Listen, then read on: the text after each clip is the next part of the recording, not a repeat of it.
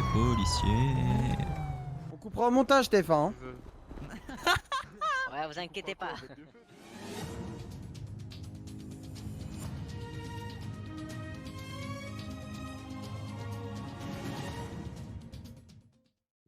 Dans un climat de tension entre citoyens et forces de l'ordre, nous sommes allés à la rencontre des hauts gradés de la police nationale. Violence et abus de pouvoir ou héros du quotidien? Nous allons nous mettre dans la peau d'un policier durant 24 heures. C'est parti! Donc je suis Monsieur Boscorelli, donc commissaire du commissariat du 1er arrondissement de Paris. D'accord. Vous avez toujours voulu faire ce métier? Bien évidemment, c'est une passion depuis tout petit. Monsieur Durand, sous-brigadier du coup à Paris. Une manière de rendre service aux autres, donc je fais avec plaisir. Durant notre journée d'immersion, nous avons pu suivre les policiers en patrouille dans la ville. Monsieur, mettez-vous sur le côté. Bah monsieur, bah vous me coupez déjà la route, donc attendez. Je dois avancer monsieur, je dois avancer. Monsieur. Vous roulez n'importe comment monsieur. De toute façon, je vais juste demander votre permis et je m'en fous si la moto est à vous ou pas, je m'en fous carrément. Putain, mais c'est incroyable. Oui, non, non, TN non, 750 pour quand les ça. douanes sont ouvertes, les douanes sont ouvertes. Ouais, nous sommes à la poursuite d'une Sanchez bleue et blanche en direction des quartiers. Alors la peur au ventre, on va pas dire la peur au ventre parce que sinon ça sert à rien de faire le métier si on a peur tous les jours de se lever et de se dire il va nous arriver un truc. Mais oui, la peur, on va dire qu'elle est là quand même, mais pas au point de l'avoir au ventre. Hein? Avec les douanes qui sont ouvertes. Bonjour monsieur, vous pouvez mettre un casque s'il vous plaît? Ah bah, allume, là il s'est barré. Hein. Vas-y, préviens Corche 75. Mais dites-vous qu'à Paris, il y a au moins un refus d'obtempérer chaque heure, donc bon, ça nous fait un travail inconsidérable. Ouah. Mais heureusement qu'il y a la gendarmerie qui est présente pour qui nous vous épauler. soutient. Ah, c'est bien ça de le dire. Si les personnes prennent la fuite pour aussi peu, bah en fait souvent on nous dit ouais j'avais peur qu'on me fouille. Ah d'accord. Parce que les personnes avaient des stupéfiants sur eux ou des armes. D'accord. Est-ce que vous mettez souvent votre vie de famille entre parenthèses? C'est un métier quand même qui est prenant, qui est dangereux. Qu'est-ce que vous pensez de ça? C'est un métier effectivement qui demande beaucoup de présence au commissariat. Donc on dit que le commissariat c'est un peu aussi notre famille, étant donné qu'on passe quasiment plus de temps avec nos collègues qu'avec notre famille. Mais on essaie de trouver des moments, notamment le week-end ou sur les jours de repos, pour passer un maximum de temps avec notre famille. Mais effectivement, ça prend beaucoup de temps. Je m'appelle Alan O'Connor, j'ai 29 ans. Je suis arrivé maintenant au grade de commissaire de police. Donc c'est moi qui m'occupe de la gestion de la police nationale dans cette ville. Présente, sous-brigadier de police Harris, ancien gendarme. Qu'est-ce que vous pensez à la violence des manifestations qu'il y a eu? Malheureusement, il y a beaucoup de gens malhonnêtes, on va dire, qui s'intègrent dans les manifs, de personnes qui font des manifs dans le but d'être pacifistes et qui fait du coup que les manifs dégénèrent et ça dégénère des deux sens, quoi. D'accord, je vois.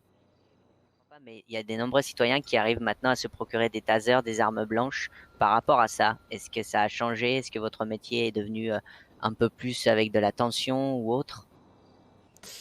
On essaye tout simplement de s'habituer. On est un peu mieux armé, mieux équipé puisque les situations ont changé au fur et à mesure des années. Donc on essaye de s'habituer et de continuer à faire notre travail en toute sécurité. Bah, les citoyens ils seront peut-être un peu plus violents parce qu'ils savent qu'ils ont peut-être une arme ou un couteau pour se défendre, mais c'est vrai que bon, face à un contrôle de police, voilà, ils vont juste se montrer violents verbalement, ils passeront pas à l'acte.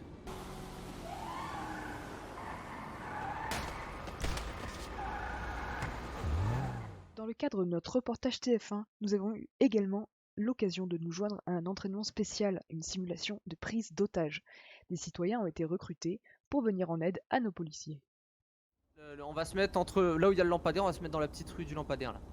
On va pas se mettre contre les vitres parce que contre les vitres ils vont nous voir, donc on va se mettre contre le lampadaire, ok. Communication, on n'oublie pas, et let's go.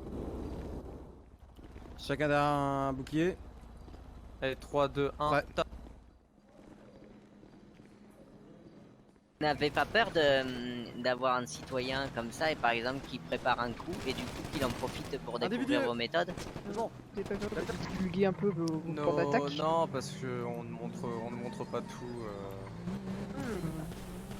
On Il y ne en a montre pas encore, tout. alors. Après, on a d'autres armes comme du gaz lacrymogène, on a des grenades de désencerclement, on a du cougar. En fait, vous faites des simulations, par exemple, avec seulement des tirs au pistolet ou seulement des bombes lacrymo, histoire de Ouais, voilà. faire un coup à chaque fois, quoi. Par exemple, on aurait pu D'accord. jeter des grenades éblouissantes ou assourdissantes.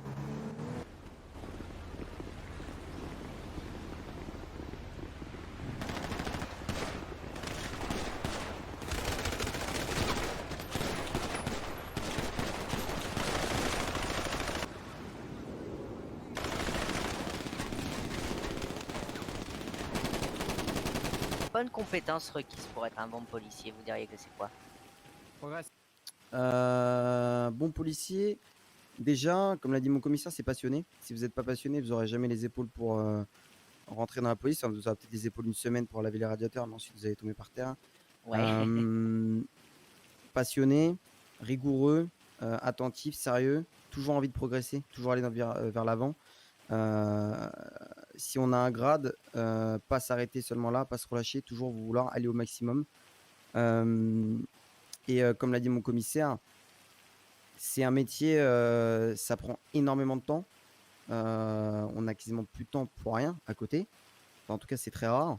Donc, faut avoir les qualités nécessaires que j'ai données. Sinon, le résultat de votre travail soit sera négatif, ou soit vous n'aurez pas les épaules pour. Moi, il y a un truc, je pense que le truc qui m'a le plus déçu dans ma carrière de policier, c'est vraiment le regard des citoyens. Le regard des citoyens, pardonnez-moi l'expression, il pue la merde.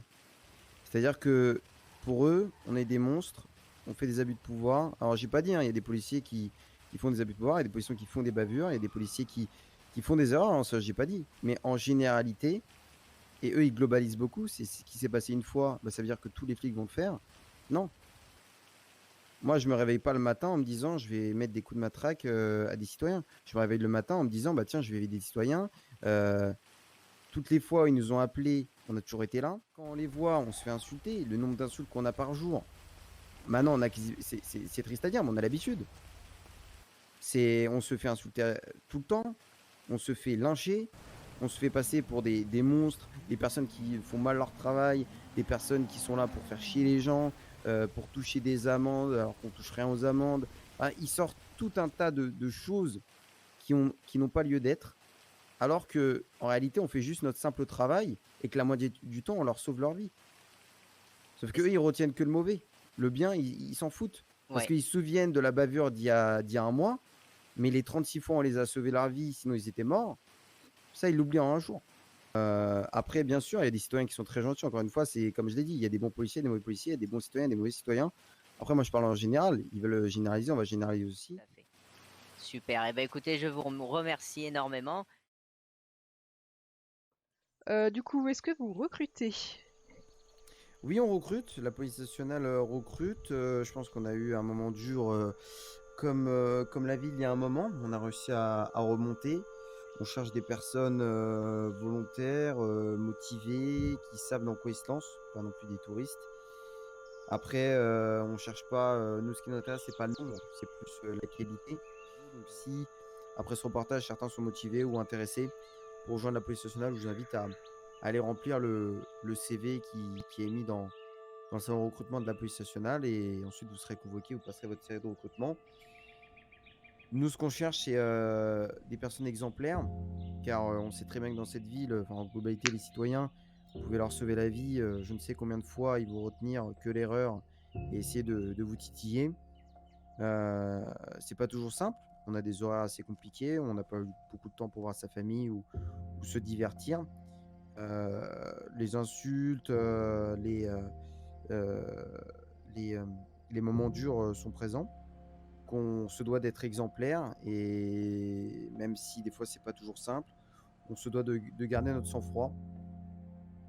Moi je dis juste, s'il y en a qui sont intéressés, vous êtes le bienvenu à tenter votre chance.